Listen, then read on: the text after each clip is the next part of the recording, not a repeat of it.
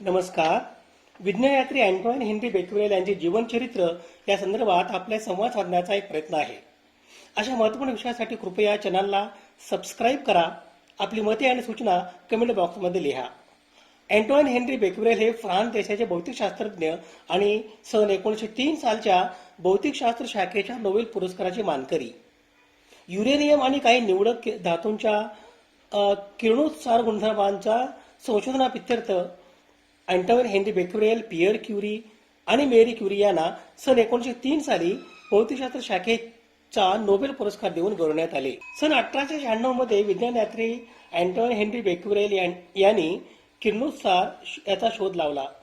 युरेनियमचे क्षार छायाचित्रपट्टीवर म्हणजे photographic plate यावर ठेवले असता ती काळी पडते असे बेक्वेरेल यांना आढळून आले. किंबहुना छायाचित्रपट्टी काळ्या कागदात गुंडाळून त्यावर युरेनियमचे क्षार ठेवले असले तरीही छायाचित्रपट्टी काळी पडते असे त्यांना आढळून आले. त्यामुळे युरेनियमच्या क्षारातून बाहेर येणारे किरण त्यावेळी माहीत असलेल्या क्ष किरणाहून भिन्न असतात. हे किरण पदार्थ भेदून जाऊ शकतात असा निष्कर्ष त्यांनी काढला. हे किरण अदृश्य असून ते युरेनियम अणूमधून बाहेर पडतात असे लवकर समजले. या किरणांना सुरुवातीस बेक्वेरेल किरण असे म्हणण्यात आले. युरेनियमच्या बेक्वेरेल किरण उत्सर्ग या गुणधर्माला किरणोत्सर्ग किंवा किरणोत्सार किंवा किरणोत्सारिता किंवा रेडिओ ऍक्टिव्हिटी असे नाव मेरी क्युरी आणि पियर क्युरी यांनी दिली. हेनरी बेक्वेरेल यांचा जन्मदिनांक 15 डिसेंबर 1852 रोजी पॅरिस येथे एका विस्तारित वैज्ञानिक कुटुंबात झाला. उल्लेखनीय बाब म्हणजे या कुटुंबातील 4 पिढ्या भौतिकशास्त्र संशोधन अभ्यासातले होते. लायसी लुईस ले ग्रँड येथे अँटॉइन हेनरी बेक्वेरेल यांचे शिक्षण पूर्ण झाले. सन 1872 ते 1874 या कालावधीत इकोले पॉलिटेक्निक येथे अँटॉइन हेनरी बेक्वेरेल यांचे औपचारिक वैज्ञानिक शिक्षण पूर्ण झाले. सन 1874 ते सन 1877 या कालावधीत इकोले डेस पॉन्ट्स एट चौसेस येथे अँटॉइन हेनरी बेक्वेरेल यांचे अभियांत्रिकीचे शिक्षण पूर्ण झाले. अध्यापन आणि संशोधनाच्या पदाव्यतिरिक्त अँटॉइन हेनरी बेक्वेरेल हे अनेक वर्ष पूल आणि महामार्ग विभागात अभियंता या पदावर काम करत होते. सन 1894 मध्ये त्यांची मुख्य अभियंता म्हणून नियुक्ती करण्यात आली. अध्यापन क्षेत्र संदर्भात ते सन 1876 मध्ये इकोले पॉलिटेक्निक येथे सहाय्यक शिक्षक म्हणून त्यांची करिअर सुरू झाली. त्याचबरोबर ते संग्रहालयात त्यांच्या वडिलांचे सहाय्यक निसर्गतज्ञ होते, जिथे त्यांनी त्यांच्या वडिलांच्या मृत्यूनंतर भौतिकशास्त्राचे प्राध्यापकपद देखील स्वीकारले. सन 1895 मध्ये त्यांनी भौतिकशास्त्र संदर्भातील सन्मानाची खुर्ची मिळवली. वडिलांच्या मृत्यूनंतर अँटॉइन हेनरी बेक्वेरेल यांना भौतिकशास्त्राचे प्राध्यापकपद मिळाले. 19व्या शतकात भौतिक तपासणीचे प्रमुख क्षेत्र म्हणजे वीज, चुंबकत्व, ऑप्टिकल घटना आणि ऊर्जा.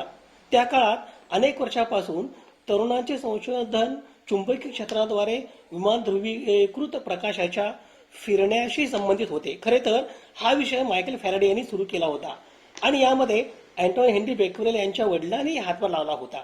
अँटॉइन हेनरी बेक्वेरेल यांनी इन्फ्रारेडशी संबंधित रेडिएशन, इतर वैज्ञानिक बाबीबरोबरच इन्फ्रारेड उत्तेजना अंतर्गत विविध फॉस्फोरिसेंट क्रिस्टलचे स्पेक्ट्रा तपासणीचे कार्य केले.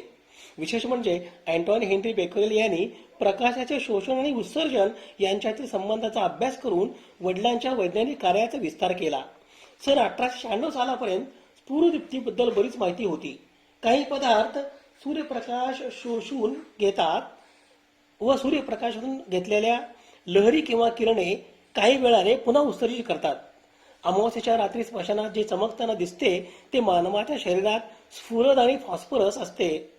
प्राचीन काळापासून या गुणधर्माची निरीक्षणे होत होती. हेनरी यांच्या वडिलांनी सुद्धा यावर काम केले होते. स्वतः हेनरी यांचे सुरुवातीचे संशोधन हे स्फुरदीप्ती संबंधितच होते. सन 1895 साली विल्यम रॉन्टजेन यांनी एक्सरेचा शोध लावला. आणखी एक कुठल्या पदार्थातून एक्सरे बाहेर पडतात हे शोधण्यासाठी स्पर्धा सुरू झाली. यावेळी हेनरी यांनी युरेनियमच्या क्षारावर प्रयोग करत होते आणि या क्षारामधून सुद्धा एक्सरे बाहेर पडत असतील का असा प्रश्न त्यांना पडला होता. याचा शोध घेण्यासाठी त्यांनी युरेनियमचे क्षार काळ्या कागदात गुंडाळले, फोटोग्राफ प्लेटवर ठेवून ती सूर्यप्रकाशात धरली व नंतर त्या प्लेटचे निरीक्षण केले असता त्यांना ती प्लेट ढगाळलेली दिसली. म्हणजे या क्षारातून सुद्धा एक्सरे बाहेर पडतात असे दिसत होते. पडताळून पाहण्यासाठी पुन्हा एकदा प्रयोग करायचे त्यांनी ठरवले, पण बरेच दिवस ढगाळ वातावरणाने ते शक्य झाले नाही. शेवटी कंटाळून त्यांनी पुन्हा तयार केलेली प्लेट तशीच टेबलाच्या एका कप्प्यात ठेवून दिली होती. काही दिवसांनी त्या प्लेटचे निरीक्षण केल्यावर आताही त्यांनी ती प्लेट ढगाळलेली दिसत होती. म्हणजे प्रकाशात ठेवले नसताना सुद्धा युरेनियम मधून कुठले तरी किरण बाहेर पडत होते आणि हे स्फुरदीप्तीपेक्षा वेगळे काहीतरी होते हे त्यांच्या लक्षात आले. बेक्वेरेल यांनी त्यांच्या प्रयोगात्मक निकालाची पुनर्तपासणी केली आणि शेवटी असा निष्कर्ष काढला की युरेनियम क्षार सतत काही किरणे उत्सर्जित करतात जे छायाचित्र प्लेट्सवर परिणाम करतात. हा खरोखरच एक नवीन आणि अद्भुत शोध होता.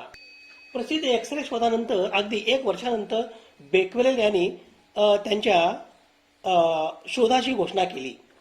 बेक्वेरेलच्या सहसंशोधकांनी त्यांना बेक्वेरेल किरण संबोधले होते. सन 1896 मध्ये अँटोइन हेनरी बेक्वेरेल यांनी किरणोत्सर्गाचा शोध लावला. युरेनियमचे क्षार छायाचित्रपट्टीवर म्हणजे ऑन फोटोग्राफिक प्लेटवर ठेवले असता ती काळी पडते असे बेक्वेरेल यांना आढळून आले होते. किंबहुना छायाचित्रपट्टी काळ्या कागदात गुंडाळून त्यावर युरेनियम क्षार ठेवले असले तरी सुद्धा छायाचित्रपट्टी काळी पडते असे त्यांना आढळून आले होते. त्यामुळे युरेनियमच्या क्षारातून बाहेर येणारे किरण हे त्यावेळी माहीत असलेले एक्सरे किंवा क्ष किरणाहून भिन्न असतात आणि हे किरण पदार्थ भेदून जाऊ शकतात असा निष्कर्ष त्यांनी काढले.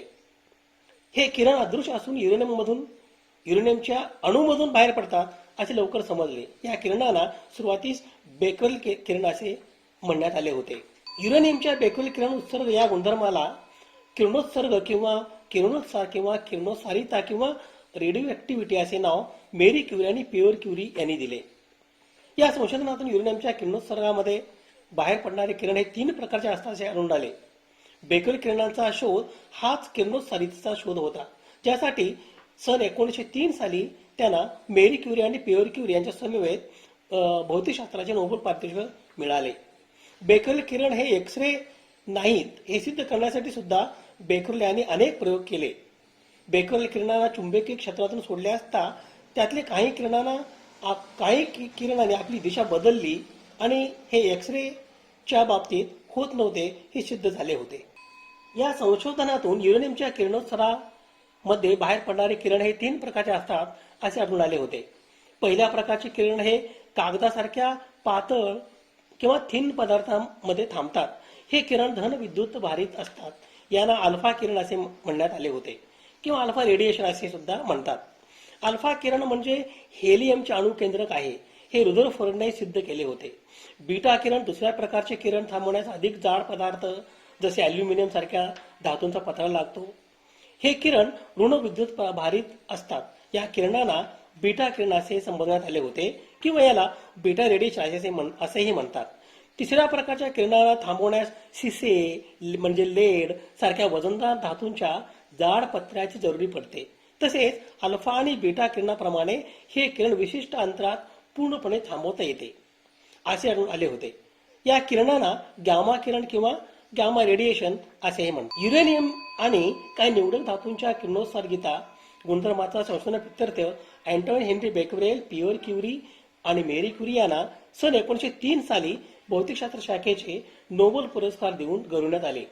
सन 1900 मध्ये त्यांच्या आयुष्यात नंतर बेक्वेरेल बीटा कणांचे गुणधर्म मोजले आणि त्यांना जाणवले की त्यांच्याकडे न्यूक्लियस सोडले जाणाऱ्या हाय स्पीड इलेक्ट्रॉन सारखेच मोजमाप होते. सन 1901 मध्ये बेक्वेरेल यांनी रेडिओ ऍक्टिव्हिटी औषधासाठी वापरली जाऊ शकते असा शोध लावला. हेनरीने हा शोध लावला जेव्हा त्याने त्यांच्या बनियनच्या खिशात रेडियमचा एक तुकडा सोडला होता आणि त्यांच्या लक्षात आले की या प्रयोगामुळे कपडा किंवा कोणताही पदार्थ जळला जातो. रेडिओथेरपीचा उद्देश म्हणजे कर्करोगासारख्या आजारावर उपचार करणे. यामध्ये कर्करोगाच्या पेशी नष्ट करण्यासाठी किंवा त्यांची वाढ थांबवण्यासाठी उच्च ऊर्जा किरण जसे की एक्सरे किंवा प्रोटॉन्सचा वापर केला जातो. रेडिएशन ऑन्कोलॉजिस्ट कर्करोगाच्या प्रकारानुसार आणि अवस्थेनुसार उपचाराचे नियोजन करतात आणि रेडिएशन थेरपिस्ट उपचार देतात. उदाहरणार्थ ट्यूमरवर लक्ष केंद्रित करून प्रिसाइजली टार्गेटिंग त्या भागातील कर्करोगाच्या पेशी मारणे, जेणेकरून आसपासच्या निरोगी पेशींना कमीत कमी नुकसान होईल. रेडिओलॉजी म्हणजे क्ष किरणशास्त्र आणि रेडिओथेरपी, विकिरण उपचार पद्धती या दोन्ही वैद्यकीय शाखांमध्ये मुख्य फरक यांच्या उद्देशात आहे. रेडिओचा वापर निदानासाठी होतो, तर रेडिओथेरपीचा वापर उपचारासाठी केला जातो. रेडिओलॉजीचा उद्देश म्हणजे शरीराच्या आतील भागाची प्रतिमा म्हणजे इमेजेस घेऊन रोग आणि दुखापतीचे निदान करणे. रेडिओलॉजी यामध्ये विविध इमेजिंग तंत्रज्ञानाचा वापर केला जातो, जसे की X ray, CT scan, MRI आणि अल्ट्रासाऊंड. रेडिओलॉजीची मुख्य भूमिका स्पष्ट करण्यासाठी रेडिओलॉजिस्ट डॉक्टर या प्रतिमांचा अभ्यास करून समस्या नेमकी कुठे आहे हे शोधून काढतात. उदाहरणार्थ, हार्ट फ्रॅक्चर झाले आहे का, शरीरातून कुठे ट्यूमर आहे का, किंवा अंतर्गत अवयवामध्ये काही समस्या आहेत का हे तपासणे. थोडक्यात रेडिओलॉजी हा तपासणीचा भाग आहे, तर रेडिओथेरपी हा उपचाराचा भाग आहे. Antoine Henri Becquerel, Marie Curie, Pierre Curie यांच्या किरणोत्सर्ग किंवा किरणोत्सार किंवा रेडिओ ऍक्टिव्हिटी या संशोधन कार्यामुळे रेडिओथेरपीचा विकास झाला. त्याचा वापर आता कर्करोग उपचारासाठी केला जातो. बहुधा किरणोत्सर्गी सामग्री हाताळल्यामुळे त्यांच्या त्वचेवर गंभीर भाजले होते.